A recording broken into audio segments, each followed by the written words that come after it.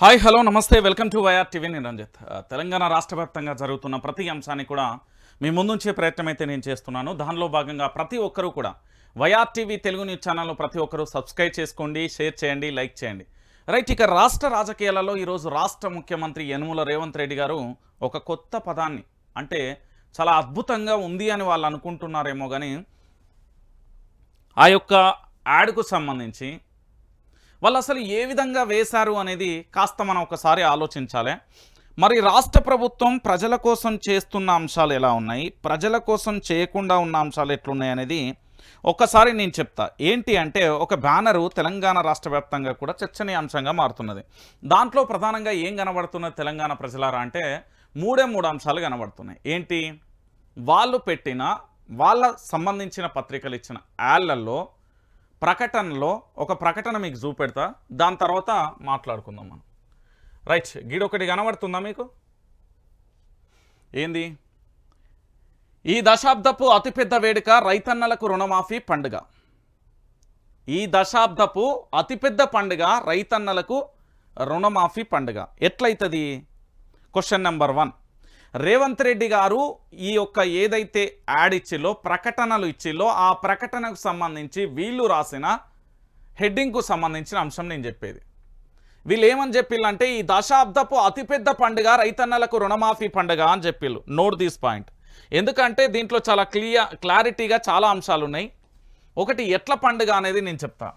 ఒకటి, రైతులకు తెలంగాణ రాష్ట్ర వ్యాప్తంగా వీళ్ళు వచ్చిన తర్వాత, అంటే డిసెంబర్ 9వ తారీఖు తర్వాత చెప్తున్నా, 9 తర్వాత అంటే 7 నుంచి పక్కన పెడదాం, సరే 9 వేసుకుందాం, 10వ తారీఖు తర్వాత తెలంగాణలో రైతులకు సాగునీరు ఇవ్వని ప్రభుత్వం కాంగ్రెస్ ప్రభుత్వం. ఏంది, ప్రాజెక్టులు ఉన్నా కూడా కనీసం ఎత్తిపోసి నీళ్ళు అందించలేని పరిస్థితిలో కాంగ్రెస్ ప్రభుత్వం మొన్నటి వరకు ఉండే. దాంతో పాటుగా కరెంటు కష్టాలు, ఇది పెద్దగా మీకు చెప్పాల్సిన అవసరం లేదు. మూడోది తాగునీటి సమస్య. ఇంకొక ప్రధానమైన అంశం ఏంటి అంటే రైతులు బలవన్మరణానికి సంబంధించి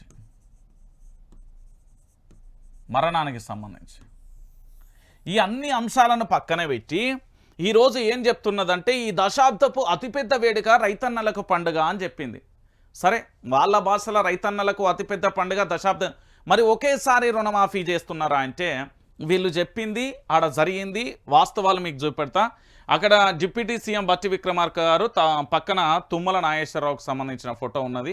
సో పూర్తి స్థాయిలో ఇక్కడ ఏమున్నది, 2 లక్షల ఏకకాల రైతు రుణమాఫీ. క్లారిటీగా వినండి తెలంగాణ ప్రాంత బిడ్డలారా, 2 లక్షల ఏకకాల రైతు రుణమాఫీ 18 జూలై 2024 నుండి నేరుగా రైతుల రుణమాఫీ ఖాతాలలో డబ్బు జమ. ప్రగతి పదం, సకల జనహితం, మన ప్రజా ప్రభుత్వం, ప్రచురించిన వారు వ్యవసాయ శాఖ తెలంగాణ ప్రభుత్వం. ఓకే, ఇది క్లారిటీగా అర్థమైంది అనుకుంటా. 2 లక్షల రుణమాఫీ ఏకకాలంలో రైతులకు చేస్తున్నామంటూ ఈ రాష్ట్ర ప్రభుత్వం చెప్పిన అంశం. మరి గిదేందన్నా, ఇవాళ సాయంత్రానికల్లా 1 లక్ష రుణమాఫీ, ఒకే రోజు 7,000 కోట్లు నేరుగా కూడా రైతుల ఖాతాల్లోకి సీఎం రేవంత్. 1.5 లక్షల అప్పున్నోళ్లకు ఈ నెలాఖరి లోపుగా మాఫీ, 2 లక్షలు ఉన్నోళ్లకు ఆగస్టు 15 లోపు అమలు. 3 విడతలలో దాదాపు 31,000 కోట్లు. నేటి నుంచి 3 రోజులు ఊరూరా సంబరాలు. 20 ఏళ్లు గొప్పగా చెప్పుకునేలా రుణమాఫీ. ఆర్థిక నిపుణులు కష్టమని చెప్పినా అమలు చేస్తున్నాం. రాహుల్ గాంధీ ఇచ్చిన మాటలకు కట్టుబడి ముందుకు. రైతులను రుణ విముక్తులను చేయడమే లక్ష్యమని వెల్లడి. గద్వాలలో సీఎం రేవంత్ చిత్రపటానికి పాలాభిషేకం చేస్తున్న రైతులు. శబాష్, వారెవ్వా, ఏమి డప్పా కొట్టుకుంటున్నారు బై, ఏమి భజన చేసుకుంటున్నారు. మీరు ఏం చెప్పిర్రు, వాస్తవం ఏంటి, ఇక్కడ జరుగుతున్న అంశం ఏంటి అనేది పాపం తెలంగాణ రైతాంగం పిచ్చోళ్ళు అనుకుంటున్నారా, లేకపోతే ఏమనుకుంటున్నారు? మీరేమని చెప్పి ఇక్కడ ప్రకటన ఏమి ఇచ్చుకున్నారు? మీ పేపర్లలో ఇది మీ భజన పేపర్లే, ఇది మీ రాధాకృష్ణ అన్న పేపర్లా ఇగో 2 లక్షల ఏకకాల రైతు రుణమాఫీ అంటూ ఇల్లు వేసుకున్నావు, వెలుగులేసినావు, దిశలేసినావు, గంతే. ఈ పత్రికలకు సంబంధించి ఏకకాల రైతు రుణమాఫీ అని చెప్పిండు. 2 లక్షల ఏకకాల రైతు రుణమాఫీ అని చెప్పిండు. మరి ఇదే కాకా పేపర్లో ఏమని రాసినావు? ఇవాళ సాయంత్రానికల్లా 1 లక్ష రూపాయల రుణమాఫీ అని చెప్పినావు. ఎంత మతలబు ఉన్నది అంటే, ప్రజలను ఏ విధంగా బురిడి కొట్టిస్తున్నారు అని చెప్పడానికి ఇదొక నిర్వచనం ఒక ఎగ్జాంపుల్గా నేను చెప్తా ఉన్నా. ఎందుకు ఈ విషయాన్ని చెప్తున్నా అంటే తెలంగాణ ప్రాంత బిడ్డలారా, ఈరోజు మీరందరూ రైతు రుణమాఫీ సాయంత్రానికల్లా 2 లక్షల రుణమాఫీ కావట్లేదు, కేవలం ₹1,00,000 రుణమాఫీ. ఆ ₹1,00,000 రుణమాఫీకి సంబంధించి 1,00,000 కొర్రీలు కూడా ఉండబోతున్నాయి. ఒక్క కొర్రీ కాదు, 1,00,000 కొర్రీలు ఉండబోతున్నాయి. ఆ కొర్రీలకు సంబంధించి కూడా మీరందరూ మరికొద్ది క్షణాలలో ఆ రుచేందో కూడా చూస్తారు. ఎందుకు అంటే దీంట్లో భాగంగా చాలా అంశాలు కూడా ఉన్నాయి, తెలంగాణ ప్రాంత బిడ్డలందరికీ కూడా తెలియాలి కాబట్టి నేను చెప్తా ఉన్నా. 2 లక్షల రుణమాఫీ అని రాష్ట్ర ప్రభుత్వం చెప్పింది, కానీ ఈరోజు సాయంత్రానికల్లా ఏకకాలంలో 2 లక్షల రుణమాఫీ అని చెప్పిన ప్రభుత్వం, 2 లక్షల ఏకకాల రైతు రుణమాఫీ అని చెప్పిన ప్రభుత్వం ఇక్కడ కేవలం సాయంత్రానికల్లా ఎంత ₹1,00,000 రుణమాఫీ అని చెప్పింది. సరే, ఇది ఇంతటితో ఆగింది. గత ప్రభుత్వానికి సంబంధించి ఏమని చెప్పిర్రు, ఎంత అవసరం కావాలన్నారు వీళ్ళు. 1, 2 కాదు, వీళ్ళు మామూలు కాదు. వీళ్ళు ఎందుకు అంటే ఈరోజు తెలంగాణ రాష్ట్ర వ్యాప్తంగా కూడా చాలామంది కూడా చాలా రకాలుగా కూడా చెప్తున్న పరిస్థితి కనబడుతుంది. ఏంది, దాదాపుగా అప్పుడు ఎంత కావాలనుకున్నారు, ఇవాళ ఎంత అవసరం ఉన్నది, రైతులను ఎందుకు ఇట్లా ఈ విధంగా ఇబ్బందులు పెడుతున్నారు అనేది తెలంగాణ ప్రాంత బిడ్డలందరికీ కూడా తెలవాలి కదా. నిజమేంది అనేది రైతాంగానికి తెలవాలి. సరే రైతులారా, మీరు ఒక్కసారి ఆలోచించాలి. నేను చాలా క్లియర్గా క్లారిటీగా కూడా చెప్తున్నా. ఇక్కడ మీరు చూడండి, ఒకే రోజు 19,000 కోట్ల రూపాయలు కావాలని అప్పటి ముఖ్యమంత్రి కల్వకుంట్ల చంద్రశేఖరరావు చెప్పిండు. వీళ్ళందరట ఇగో పాలాభిషేకం చేస్తున్నారు. దేనికి చేస్తున్నారు, అంతా కాంగ్రెస్ కార్యకర్తలు వీళ్ళు. ఆ పాలు పేదోడికి ఇస్తే ఏమవుతుంది, ఇక పాల బ్యాచ్ మోపైంది తెలంగాణలో.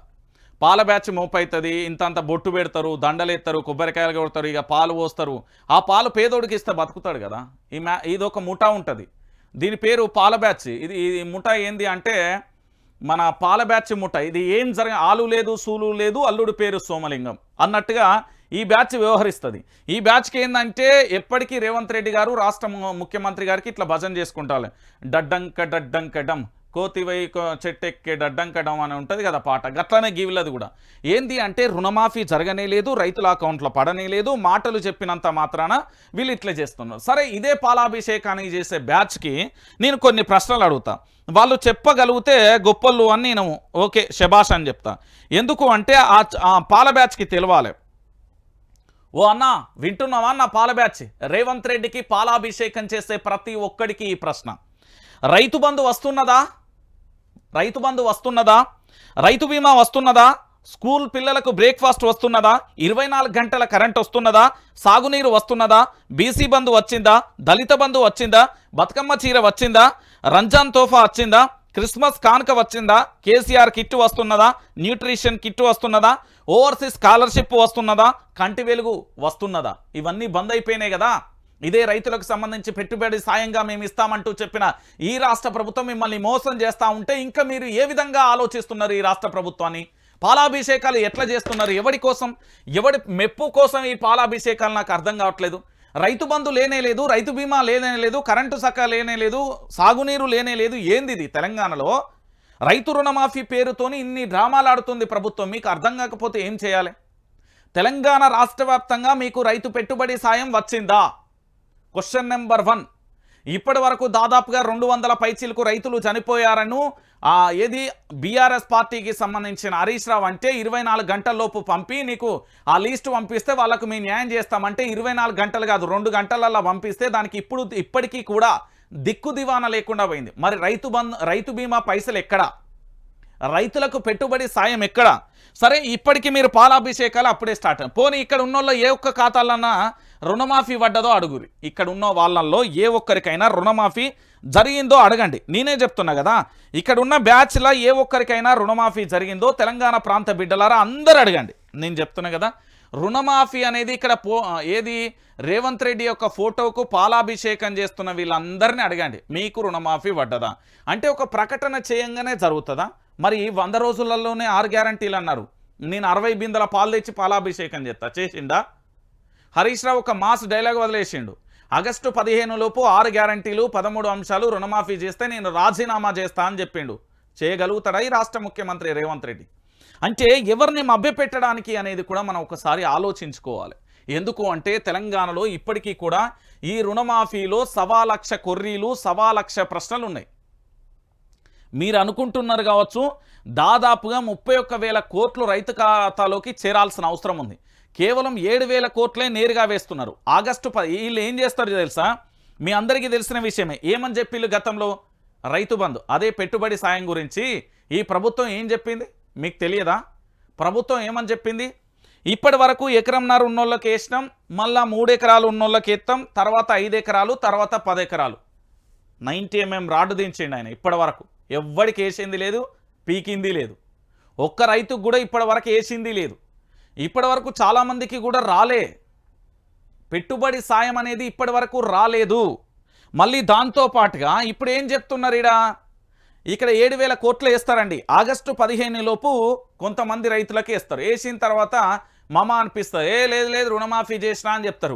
లేదు, ఒకవేళ నాకు రుణమాఫీ కాలేదంటే నీకు ఈ బ్యాంకులలో రుణం ఉన్నది, మళ్ళీ నీ భూమి ఇంకో బ్యాంకులో మార్ట్గేజ్ ఉన్నది, లేకపోతే ఇంకో 2 బ్యాంకులలో నీకు ఏది రుణం తీసుకున్నావు దానివల్ల వర్తింపు లేదు, లేకపోతే ఫలానా అని మీ బట్టగాల్చి మీ మీద వేయకపోతే ఈ రాష్ట్ర ప్రభుత్వానికి బస్తీమే సవాల్.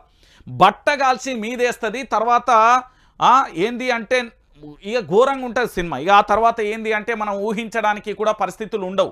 నేను మళ్ళీ చెప్తున్నా కదా తెలంగాణ ప్రాంత బిడ్డలారా, ఈరోజు ఏకకాలంలో రుణమాఫీ అని ఆడించుకుంటారు. ఇక్కడ ఏకకాల రైతు రుణమాఫీ అంటే ఒకే దశలో జరుగుతుంది. మరి నాకైతే తెలుగు అచ్చమైన తెలుగు నేను, మరి ఏకకాల అంటే ఒకే సమయంలో జరుగుతుందని నాకు తెలుసు. మరి వీళ్ళు ఇచ్చేది మాత్రం ఆగస్టు 15 లోపు విడతల వారీగా ఇస్తామంటూ ఇక వీళ్ళ కాకా పేపరే రాసింది.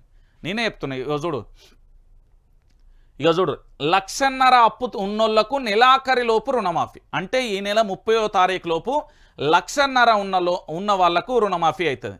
2 లక్షలు ఉన్నోళ్లకు ఆగస్టు 15 లోపు రుణమాఫీ అవుతుంది. ఏంది అంటే ఎట్లా కొర్రీలు పెట్టాలి, ఎట్లా కట్ చేయాలి, ఎవరికి వేయకుండా ఉండడానికి ఇదంతా డ్రామాలు, ఇదంతా పెద్ద డ్రామా. తెలంగాణలో రైతు రుణమాఫీ అనే ఒక పథకాన్ని ఏదైతే ఉందో ఈ పథకానికి సంబంధించి రైతులకు నిజంగా అసలు రుణమాఫీ అంటే ఏంటి, రైతుకు సంబంధించి వ్యవసాయాన్ని ఎవరైతే సాగు చేసుకుంటారో వాళ్ళకు సంబంధించి రుణమాఫీ జరగాలి. అది రైతు భూమి ఉండి వ్యవసాయం చేసుకొని పంట పాస్బుక్ మీద రుణం ఉన్న ఏ రైతుకైనా రుణమాఫీ జరగాలి. మళ్ళా దాంట్లో ఈ కొర్రీలేందండి?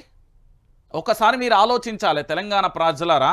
నేనేమంటున్నానంటే రైతు అందరికీ ఏకకాలంలో వైఎస్ రాజశేఖర రెడ్డి చేయలే.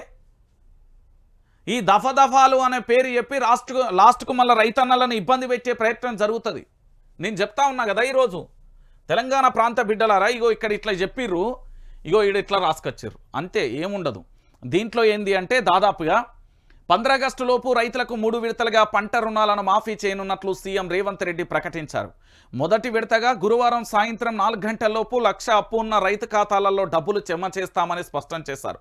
1,50,000 రుణాలు ఉన్న వాళ్లకు 2వ విడతలో భాగంగా ఈ నెలాఖరులోపుగా మాఫీ చేస్తామని, 2 లక్షల వరకు అప్పు ఉన్న వాళ్లకు 3వ విడతలో భాగంగా ఆగస్టు 15 లోపు రుణమాఫీ చేస్తామని, దీంతో రుణమాఫీ ప్రక్రియను ముగిస్తామని సీఎం వెల్లడించారు.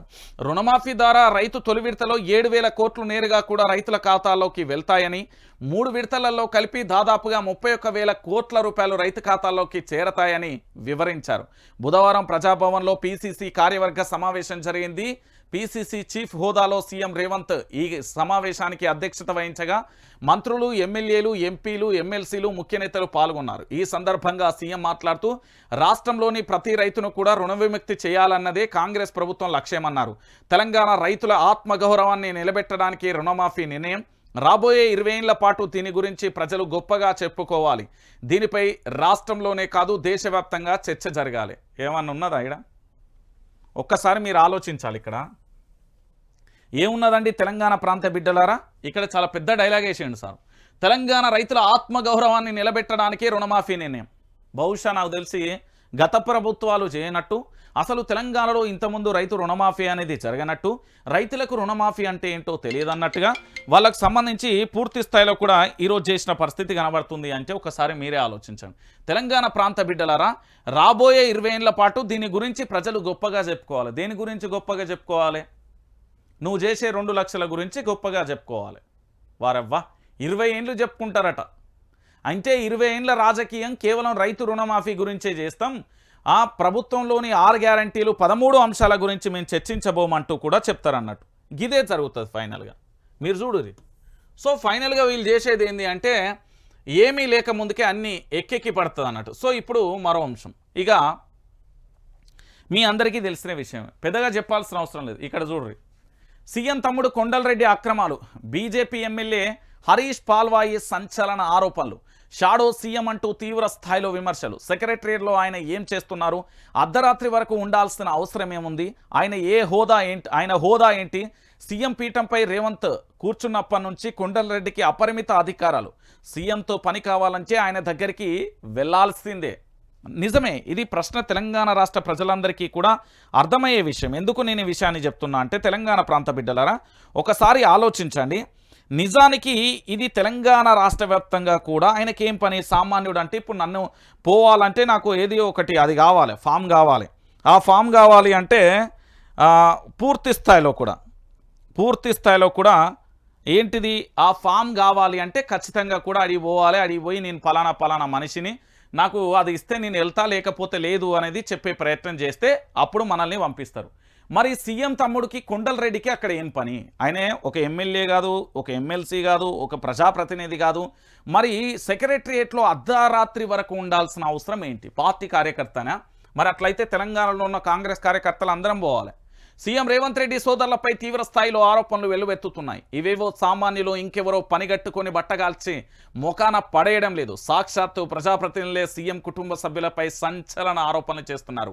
రాత్రి అయ్యే వరకు సెక్రటరియట్లోనే సీఎం రేవంత్ తమ్ముడు, పైసా వసూలు కార్యక్రమంలో సీఎం తమ్ముడు బిజీ అంటూ బీజేపీ ఎమ్మెల్యే పాల్వాయి హరీష్ చేసిన వ్యాఖ్యలవి ఇప్పుడు రాష్ట్ర రాజకీయాలలో ఇవి హాట్ టాపిక్గా మారాయి. ఏ హోదాలో సీఎం సోదరుడు సెక్రటరియట్లో ఉంటారంటూ పలువురు ప్రశ్నిస్తున్నారు. దేనికోసం ఆయన్ను సచివాలయంలోకి అనుమతిస్తున్నారో చెప్పాలంటూ కూడా డిమాండ్ చేస్తున్న పరిస్థితి కనబడుతుంది. అంటే తెలంగాణ రాష్ట్ర వ్యాప్తంగా సీఎం గారి తమ్ముడు ఏ హోదాలో అక్కడ ఊకుంటున్నాడో నిజానికి తెలంగాణ ప్రాంత బిడ్డలందరికీ కూడా చెప్పాల్సిన అవసరం, ఆవశ్యకత కూడా ఉంది. పోనీ దాని మీద ఏమన్నా చెప్తాడా అంటే లేని పరిస్థితి కదా. ఎందుకు అంటే సీఎం రేవంత్ రెడ్డి తమ్ముడికి అక్కడ ఏం పని? నిజానికి అక్కడ ఏం పనండి? ముఖ్యమంత్రి గారి హోదాలో తన బాధ్యతలు నిర్వర్తించడానికి రేవంత్ రెడ్డికి రాష్ట్ర ప్రజలు పట్టం కట్టిలు. మరి వాళ్ళ తమ్ముడికి ఏ ప్రజలు పట్టం కట్టిండు అంటే, రేవంత్ రెడ్డి గారు తన అన్న రేవంత్ రెడ్డి గారికి ప్రజలు పట్టం కడితే రేవంత్ రెడ్డి గారు తన తమ్ముడికి పట్టం కట్టాడు. ఈయన పరిపాలన చేస్తాడు, ఆయన వసూలు చేస్తాడు అనేది బీజేపీకి సంబంధించిన ఎమ్మెల్యే హరీష్ పాల్వాయి సంచలన ఆరోపణలు చేసిండు. దీని గురించి ఇప్పటివరకు ప్రభుత్వం స్పందించలే, దీని గురించి వాస్తవాలు ప్రభుత్వం వెల్లడించలే, దీని గురించి ఇప్పటివరకు చర్చ కొనసాగుతూ ఉన్నది. కొండలరెడ్డి ఈ ఒక్క విషయంలో కాదు, చాలా విషయాలలో కూడా చర్చనీయాంశంగా మారిన పరిస్థితి కనబడుతుంది. గతంలో ఏంది కొడంగల్ నియోజకవర్గంలో చెక్కుల పంపిణీ విషయంలో వాళ్ళ కుటుంబ సభ్యులు కానీ, దాంతోపాటు రోడ్డు పక్కన వాటర్ ట్యాంక్ ఉంటే దానికి సంబంధించిన చర్చ కానీ, ఇవన్నీ కొనసాగుతూ ఉంటే ఈరోజు కొండలరెడ్డికి సంబంధించి అర్ధరాత్రి వరకు ఏం పని అనేది మరో చర్చనీయాంశంగా కూడా మారిన పరిస్థితి కనబడుతుంది. ఇక ఇంకొక అంశం, నా రిటైర్మెంట్ లోపే గ్రూప్స్ అయిపోవాలి, టీజీపీఎస్పీ చైర్మన్ మహేందర్ రెడ్డి పంతం. అందుకే గ్రూప్స్ పరీక్ష వాయిదాకు ససేమిరా. ఎలాగైనా సరే ఈ ఏడాది డిసెంబర్ లోపు గ్రూప్స్ పరీక్షలు పూర్తి చేయాలనే పట్టుదల. నా హయాంలో జాబులు ఇచ్చాననే మార్కు ఉండాలి. డిసెంబర్లో మహేందర్ రెడ్డి రిటైర్మెంట్, ఆలోగా పరీక్షలు నిర్వహించి నియామక పత్రాలే ఇవ్వాలనే యోచన, చరిత్రలో తన పేరు ఉండిపోవాలనే తీవ్ర కాంక్ష. మరోవైపు నిరుద్యోగుల ఆందోళన అంటే పట్టింపే లేని వైనం. రాష్ట్రంలో ఏ ఇద్దరు నిరుద్యోగులు మాట్లాడుకున్నా వారి చర్చ అంతా కూడా డిఎస్సి గ్రూప్స్ పరీక్షల చుట్టే సాగుతుంది. వాయిదా గురించి అభ్యర్థులు పోరాడుతూ ఉంటే టీజీపీఎస్సీ తన పని తాను చేసుకుంటూ పోతుంది. నేటి నుంచి డిఎస్సి పరీక్షలు కూడా ప్రారంభం కానున్నాయి. ఇంత జరుగుతున్న టీజీపీఎస్సీ చైర్మన్ మహేందర్ రెడ్డి మౌనంగానే ఉంటున్నారు. ఆయన మౌనం వెనుక అసలు కారణమేంటి? ప్రభుత్వం ఎందుకు పరీక్షలు వాయిదా వేయలేకపోతుంది? దీనికి సంబంధించి ఓ ఆసక్తికరమైన అంశం వెలుగులోకి వచ్చింది. టీజీపీఎస్సీ చైర్మన్గా మహేందర్ రెడ్డి కారణంగానే వాయిదా వేయడం లేదన్న గుసగుసలు కూడా వినబడుతున్నాయి. ఇప్పుడు డిఎస్సి పోస్ట్ పోన్ చేయాలి, మినీ డిఎస్సి కాదు మెగా డిఎస్సి కావాలి అంటూ నిరుద్యోగుల ఆందోళన. గ్రూప్ 1కు సంబంధించి, గ్రూప్ 2కు సంబంధించి, గ్రూప్ 3కి సంబంధించి పరీక్షలు ఏంది అంటే గ్రూప్ 1 పోస్ట్ పోన్ చేయాలి, గ్రూప్ 2 గ్రూప్ 3కి సంబంధించి డిసెంబర్లో కాదు పోస్టులను పెంచి వేయాలి అంటూ నిరుద్యోగుల ఆందోళన చేస్తూ ఉంటే, ఇక్కడ ఒకటి పంతం కోసం తెలంగాణలోని 40 లక్షల మంది నిరుద్యోగులు బలవుతున్నారనేది వాస్తవం. నిజంగా కూడా చాలామంది మాట్లాడుతూ ఉంటే ఆశ్చర్యం వేస్తూ ఉన్నది. ఈరోజు తెలంగాణ రాష్ట్ర వ్యాప్తంగా కూడా అరే ఏం జరుగుతున్నది బై తెలంగాణలో, ఏమైపోతున్నది అనే ఒక చర్చ కూడా కొనసాగుతున్నది. నిరుద్యోగులంటే పట్టడం లేదా, నిరుద్యోగులంటే ఇష్టం లేదా, నిరుద్యోగులంటే గిట్టడం లేదా, ఎందుకు వాళ్ళని పరీక్షలతోని బిజీ చేస్తున్నారంటే తెలంగాణ ఆందోళన ఉధృతమైతే తర్వాత ఏం జరుగుతుంది అనేది కూడా ఆలోచించడానికి కష్టమవుతుంది అనే ఆలోచన కాబట్టి. సో ఇప్పటికీ కూడా పూర్తి స్థాయిలో వాళ్ళు పోస్ట్ పోన్ అనే ముచ్చట మర్చిపోయారు. ఇక మీరు చదువుకొని పూర్తి స్థాయిలో కూడా చేయాల్సిన పరిస్థితి ఉన్నది. ఇక దానితో పాటుగా మరో అంశం, గిరిజనుల కోసం కొండలు గుట్టలు దాటి ఓ వైద్యాధికారి సాహసయాత్ర. రాళ్లబాటలో నడుస్తూ వర్షంలో తడుస్తూ జనం సంచారం లేని అటవీ మార్గంలో ప్రయాణం. 16 కిలోమీటర్ల కాలినడకన వెళ్ళిన డాక్టర్. నేను ఒకసారి మీ అందరికీ వీడియో చూపెట్టిన, గతంలో వైఆర్ టీవీలో ఉంటుంది. సెల్ ఫోన్ అంటే తెలియదు, టీవీ అంటే తెలియదు, బైక్ అంటే తెలియదు, బంగ్లాలు అంటే తెలియదు, రాజరికపు పోకడలు అంటే తెలియదు, కలెక్టర్ అంటే తెలియదు, ఎమ్మెల్యే అంటే తెలియదు, మంత్రి అంటే తెలియదు, సీఎం అంటే తెలియదు.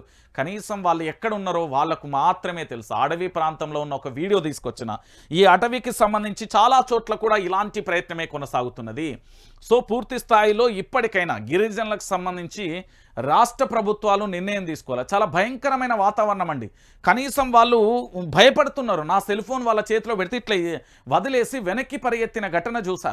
సో చాలా ఘోరమైన పరిస్థితులు గిరిజన గ్రామాలకు సంబంధించి అడవులలో నివసించే వారిని మన ప్రభుత్వం నిజంగా కూడా వాళ్ళకు ఒక స్పెషల్ ప్యాకేజీ లేకపోతే పూర్తి స్థాయిలో కూడా వాళ్ళకంటూ ఒక బడ్జెట్, వాళ్ళకు సపరేట్గా ఒక బడ్జెట్ కూడా పెట్టాల్సిన ఆవశ్యకత ఉంది. వాళ్ళకు ఒక కార్పొరేషన్ అని ఏర్పాటు చేసి వాళ్ళ అభివృద్ధికి, వాళ్ళకు అవసరాలకు దోహదం చేసే విధంగా ఈ ప్రపంచానికి, ఈ ఆధునిక యుగానికి వాళ్ళను పరిచయం చేయాల్సిన అవసరం కూడా ఉంది. కానీ ఇప్పటికీ కూడా డాక్టరు 16 కిలోమీటర్లు నడిచి వెళ్ళిండని మనం వార్త చదువుతున్నామంటే ఇది సిగ్గు అనే విషయం కూడా మనం ఆలోచించుకోవాలి. వాళ్ళు మాజీలు అయ్యే వరకు నిద్రపోం, సుప్రీంకోర్టులో పోరాడతాం, గూడెం పోయినా గుండె ధైర్యం పోవద్దు, ఖచ్చితంగా ఉప ఎన్నిక వస్తుంది, మీరు ధైర్యంగా ఉండండి, మిమ్మల్ని పువ్వులలో పెట్టి చూసుకుంటా. కార్యకర్తల సమావేశంలో హరీష్ రావు అంటూ కూడా చూడొచ్చు. సో మొత్తానికి ఏం జరిగింది, 2001లో కేసీఆర్ ఉద్యమాన్ని పిడికెడు మందితో ప్రారంభించారు. అప్పుడు కూడా కుట్రలు జరిగాయి. వైఎస్ ముఖ్యమంత్రిగా ఉన్నప్పుడు 12 మంది టీఆర్ఎస్ ఎమ్మెల్యేలను తీసుకున్నాడని గుర్తు చేశారు. కానీ కుట్రలు ఫలించలేదని, న్యాయం గెలిచిందని చెప్పారు. కేసీఆర్ 14 ఏళ్లు పోరాడి తెలంగాణ రాష్ట్రాన్ని తెచ్చిందని, బీఆర్ఎస్ పని అయిపోయిందన్న వాళ్ళు తర్వాత కనిపించకుండా పోయారని అన్నారు. పార్టీకి కష్టాలు వస్తాయి, మీరు ధైర్యంగా ఉండండి, మీ బాధ్యత నేను తీసుకుంటా, మిమ్మల్ని పూలలో పెట్టి చూసుకుంటా అని కార్యకర్తలకు తన్నీరు హరీష్ రావు భరోసా ఇచ్చిండు. బాధ్యతగా తన కర్తవ్యాన్ని నిలబెట్టుకున్నాడు. ఇది కదా నిజం. ఎందుకు నేను చెప్తున్నా అంటే పార్టీకి సంబంధించి ఖచ్చితంగా కష్టకాలంలో ఉన్నప్పుడు ఆ పార్టీకి నిలబడాలి, వెన్నుదన్నుగా నిలబడాలి. ఆ పార్టీని కాపాడుకోవడానికి భవిష్యత్తు కోసం ఏదైనా చేయాలి. చాలా క్లారిటీగా చెప్తున్నా. కార్యకర్తలకు మనోధైర్యాన్ని ఇచ్చి, కార్యకర్తలకు సంబంధించి పూర్తి స్థాయిలో నేనున్నాననే భరోసా ఇచ్చిండు హరీష్ రావు. ఖచ్చితంగా కూడా హరీష్ రావు అక్కడికి వచ్చి ఆ సమావేశంలో మాట్లాడి, గూడెం పోతేంది, గుండె ధైర్యంగా ఉండాలి, మేమందరం లేవా, ఒక వ్యక్తి పోతే ఏమవుతుంది, మనం వందలాది నాయకత్వాన్ని కూడా తయారు చేస్తామంటూ కూడా చెప్పిన పరిస్థితి కనబడ్డది. ఇక సుప్రీంకోర్టు తీర్పు చెంపపెట్టు, కేసీఆర్పై కాంగ్రెస్ తప్పుడు ప్రచారం, బద్నాం చేసేందుకే కాంగ్రెస్ ప్రయత్నం, బీఆర్ఎస్ వర్కింగ్ ప్రెసిడెంట్ కేటీఆర్ అంటూ కూడా చూడొచ్చు. మొత్తానికి సుప్రీంకోర్టు తీర్పు అనేది చెంపపెట్టులా మారిపోయింది అనే నేను చెప్పలే, నిన్ననే చెప్పిన. నిన్న సుప్రీంకోర్టు తీర్పు అనేది రేవంత్ రెడ్డి ప్రభుత్వానికి తొలి ఎదురు దెబ్బ, అక్షంతలు. ఇక ప్రభుత్వ పరిపాలన, వాళ్ళ యొక్క అసమర్థత ఏ స్థాయిలో ఉంది అని చెప్పడానికి అదొక నిదర్శనం అని కూడా చెప్పిన. ఇక దాంతోపాటుగా యూనివర్సిటీలు, చిన్నపిల్లల పరిస్థితి ఎంత దారుణంగా ఉంది అనేది మనం చూస్తున్నాం. ప్రభుత్వం ఇప్పటికైనా కూడా పూర్తి స్థాయిలో కూడా జాగ్రత్తగా ఉండాల్సిన అవసరం ఉంటుంది. ఎందుకంటే ఎందుకు అంటే ఇప్పటికీ కూడా పిల్లలను కాపాడుకోవాల్సిన బాధ్యత ఉంటుంది. ఇక భూ వివాదంలో కాంగ్రెస్ నేతను బెదిరించడంతో సిద్దిపేట జిల్లా కొండపాక మండలం ధమ్మక్కపల్లి గ్రామానికి చెందిన బండి కిష్టయ్య ఆత్మహత్యకు యత్నించాడు. ములుగు మండలంలో లక్ష్మక్కపల్లిలో దావకంలో చికిత్స పొందుతున్న రైతును బుధవారం హరీష్ పరామర్శించాడు అంటూ కూడా చూడొచ్చు. ఇది కష్టకాలంలో ఉన్నప్పుడు తన వాళ్ళని కాపాడుకోవడం కోసం ఎంత దూరమైనా ప్రయత్నించి, ఎంత దూరమైనా అడుగులు వేసే 6 అడుగుల బుల్లెట్టే హరీష్ రావు. నేను చెప్తున్నా కదా, వాళ్ళ పార్టీకి ఉన్న వెన్నుదన్న ఆయన. ఇట్లా ఉండాలి. ఎందుకంటే కష్టకాలంలో పూర్తి స్థాయిలో కార్యకర్తలకు అండగా ఉంటేనే కదా వాస్తవాలు ఏంటి అనేది జరుగుతుంది, లేకపోతే ఉండదు కదా. ఇక జన్మలో కాంగ్రెస్ కు ఓటేయం, రేవంత్ కబడ్దార్, మీ పార్టీ పతనం మొదలైంది, స్థానిక సంస్థలలో అడుగడుగున అడ్డుపడతాం, నిరుద్యోగులు ఆత్మ సాక్షిగా చెప్తున్నాం, ఇందుకోసం ఎంతకైనా తెగిస్తాం, డిఎస్సి పరీక్ష వాయిదా వేస్తే ప్రభుత్వానికి వచ్చే నష్టమేముంది, స్టూడెంట్స్ తో పెట్టుకుంటే ఏమవుతుందో త్వరలోనే తెలుస్తుంది, బహిరంగ లేఖలో తెలంగాణ డిఎస్సి అభ్యర్థులు హైదరాబాద్ లో విడుదల, కాంగ్రెస్ కు వ్యతిరేకంగా ప్రతిజ్ఞ అంటూ కూడా చూడొచ్చు. సో అభ్యర్థుల డిమాండ్లపై తర్జన భర్జన, గ్రూప్ 2 గ్రూప్ 3 పరీక్ష వాయిదా, అదనపు పోస్టులతో తేల్చాలని సర్కారు, నిరుద్యోగులతో కొలిక్కిరాని చర్చలు, విభజించి వేరు హామీలు, ఇక నిరుద్యోగులలో భిన్నాభిప్రాయాలు కొనసాగుతున్న పూరు అంటూ కూడా చెప్పిన పరిస్థితి కనవన. నిరుద్యోగులే కాదు, తెలంగాణ రాష్ట్ర వ్యాప్తంగా ఉన్న సకల జనులు కూడా కాంగ్రెస్ పార్టీకి వ్యతిరేకంగా మారిపోయారు. ఎందుకంటే ప్రభుత్వ పాలన అనేది ప్రజలకు అద్భుతంగా ఉండాలి, కానీ ప్రభుత్వ పాలన అనేది ప్రజలకు వ్యతిరేకంగా ఉంటే అది భవిష్యత్తులో తారాస్థాయికి ఉద్యమం అనేది పెళ్ళు బిగులుస్తుంది, దాని ద్వారా అనేక రకాలుగా కూడా ఇబ్బందుల పాలైపోతాం. కాంగ్రెస్ పార్టీకి ఓటేసింది ఎందుకోసం, దేనికోసం? ఒకటే అంశం, ఏంది? మార్పు రావాలి. కానీ పాపం వాళ్ళ జీవితాలలోనే మార్పు వచ్చింది. అభివృద్ధి బాటలో అంటే ఉద్యోగ అవకాశాలతో ముందుకెళ్లాల్సిన నిరుద్యోగులు ఇంకా వెనక్కి వెళ్తున్న తరుణం కనబడుతుంది. అక్కడ వాళ్ళ తల్లిదండ్రులకు రైతు పెట్టుబడి సాయం లేదు, కొంతమంది రైతులు చనిపోతే రైతు బీమా లేదు, నిరుద్యోగులకు సంబంధించి ఉద్యోగ అవకాశాలు సరిగ్గా ఇవ్వడం లేదు, ఇచ్చిన వాటిలో ఏంది డేట్లు పెంచడం లేదు, పోస్ట్ పోన్ చేయడం లేదు, పెంచిన వాటిలో పోస్టులు పెంచడం లేదు, రకరకాలుగా ఉన్నాయి, 1, 2 అని లేదు, చాలా రకాలుగా ఉన్నాయి. చాలా బాధగా ఉంది. ఇగో రైతు భరోసా ఎగ్గొట్టిలు, నేను చెప్పిన కదా, రైతు భరోసా ఎగ్గొట్టి చేసిన పరిస్థితి. ఇక తెలంగాణ రాష్ట్ర వ్యాప్తంగా కూడా ఇదే కొనసాగుతుంది. ఎటు చూసినా ఇగో మొత్తం వీళ్ళ పత్రికలు అన్నీ ఉన్నాయి, ఇంకా వేరే ముచ్చటే లేదు, నేను చెప్తున్నా కదా. సో మొత్తానికి తెలంగాణ ప్రాంత బిడ్డలారా, నేను అడిగేది ఒకటే, నేను మళ్ళీ చెప్తా ఉన్నా, వైఆర్టీవీ తెలుగు న్యూస్ ఛానల్కి సంబంధించి ఖచ్చితంగా కూడా సబ్స్క్రైబ్ చేసుకోండి, ప్రతి ఒక్కరికి కూడా చేరేలా ప్రతి ఒక్కరికి కూడా సబ్స్క్రైబ్ చేసుకోమని చెప్పండి. తెలంగాణ రాష్ట్ర రాజకీయాలలో జరిగే వాస్తవాలు ఏంటి, అవాస్తవాలు ఏంటి అనేది కూడా చెప్పే ప్రయత్నం